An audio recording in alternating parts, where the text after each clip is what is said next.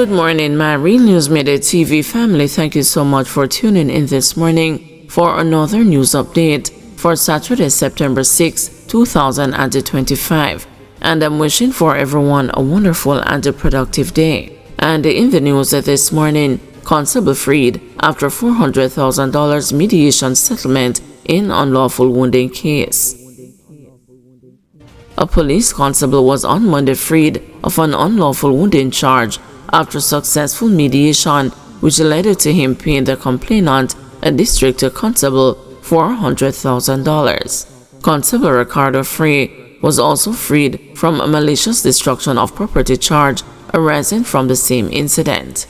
He had been placed before the Kingston and the St. Andrew Parish Court following an investigation by the Independent Commission of Investigations and a ruling from the Office of the Director of Public Prosecutions in relation to the December 6, 2024 incident.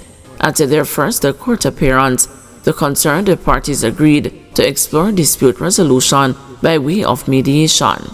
Subsequent to the successful mediation and the confirmation of payment to the complainant, the Crown offered no evidence and a not guilty verdict was entered and the police constable was discharged. Between January 1, 2024 and July 31, 2025, 64 members of the Jamaica Constabulary Force have been ruled for charge as a result of cases investigated by Indicom. Indicom says more than 40 have been charged and placed before the court, with arrest pending in 23 cases. Man arrested in Jamaica admits a role in firearms trafficking to Trinidad. A Trinidad and Tobago man who was arrested in Jamaica last year has pleaded guilty in a United States court to conspiring to smuggle firearms from Florida to his homeland, the U.S. Embassy has confirmed. The accused, 35-year-old Shemwayne Alexander, faces up to 5 years in federal prison following his plea. Alexander was held in Jamaica on November 15, 2024 under a U.S. provisional arrest request and later extradited to the United States on December 20. U.S. authorities said that between April 2019 and April 2022, Alexander and others illegally exported firearms, components, and ammunition from Florida to Trinidad and Tobago. One 2021 shipment intercepted at Piarco International Airport concealed pistols, revolvers, a shotgun, AR-15 parts, magazines, and hundreds of rounds inside the punching bags. The embassy praised the cooperation of law enforcement agencies in Trinidad and Tobago, Jamaica, and the U.S., noting the prosecution as part of a broader crackdown on transnational criminal networks. Sanitation workers at Spanish Town Hospital in limbo. Sanitation workers at Spanish Town Hospital are questioning their employment status following what appears to be a standoff between their employer, Jackden Group, and the Southeast Regional Health Authority. A worker who spoke with the news explained that they received instructions not to carry out their usual duties. Yesterday we come on the 2 to 10 shift and they say that we should sign in and don't go on our location. We were figuring that it was a meeting that gonna keep, but we keep on holding on until she said no one go on their ward, they're not gonna get $1.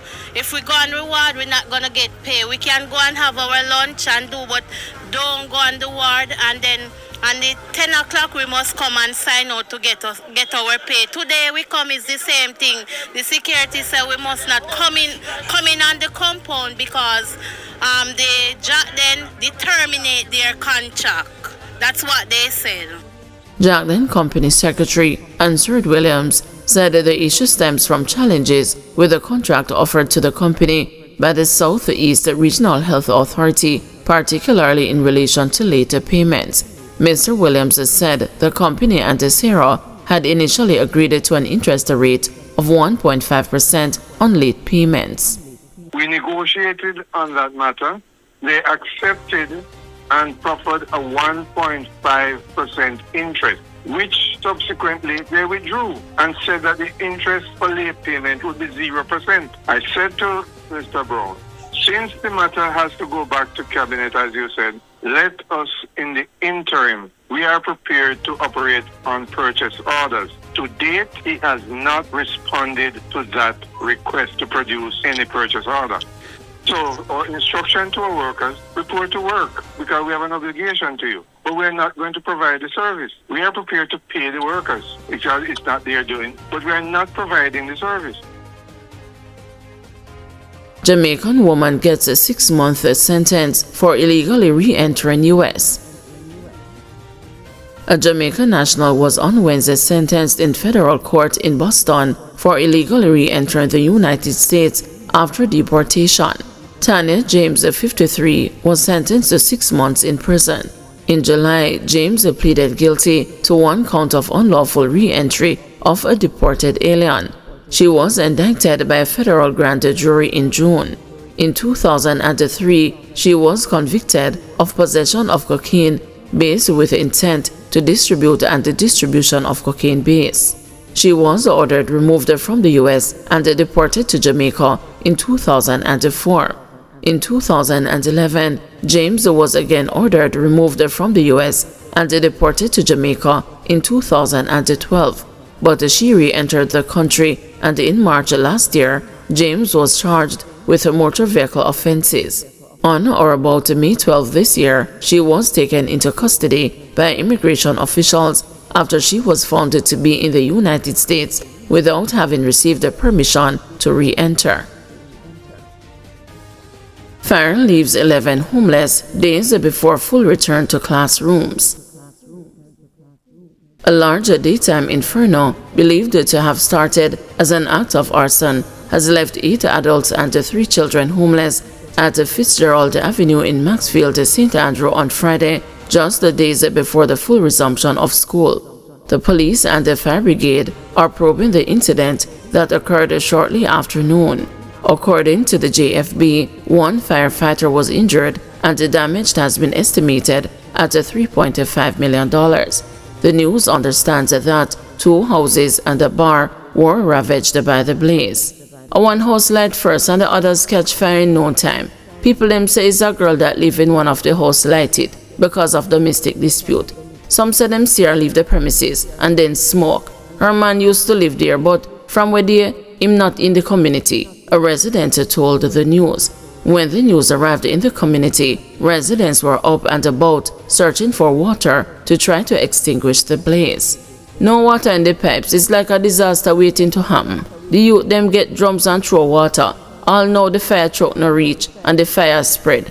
The people them frightened and run out leave them children. They had to be rescued and an old lady was removed from the burning house. Because the bar of concrete make it never burn down. The roof damage and the windows, the resident said. The news was told that nothing was saved from the burning dwellings. The school thing them and clothes them gone. It rough. No police, no fireman. Just the people them a fight the fire. Them not have nowhere to sleep now, the resident said. An occupant of one of the houses had reportedly just hours earlier bought furniture and appliances, all of which went up in smoke. 2 units from the JFB responded to the blaze. The police say their investigation is ongoing into the incident. Data from the Planning Institute of Jamaica's Economic and Social Survey Jamaica shows that 1,742 individuals were directly impacted by fire last year. This represents a 7.1% increase over the previous year. In relation to property loss, the report stated that this was estimated at more than $9 billion, which is about the same as in 2023. The figure represents 3% of the estimated value of property at risk, which is $274.6 billion. Non-structural fires decreased by 16.2%, but remained the dominant fire category, accounting for 83.6% of the total number of fires. Guys, thanks for watching. Please join us this afternoon at 2 p.m. for another news update.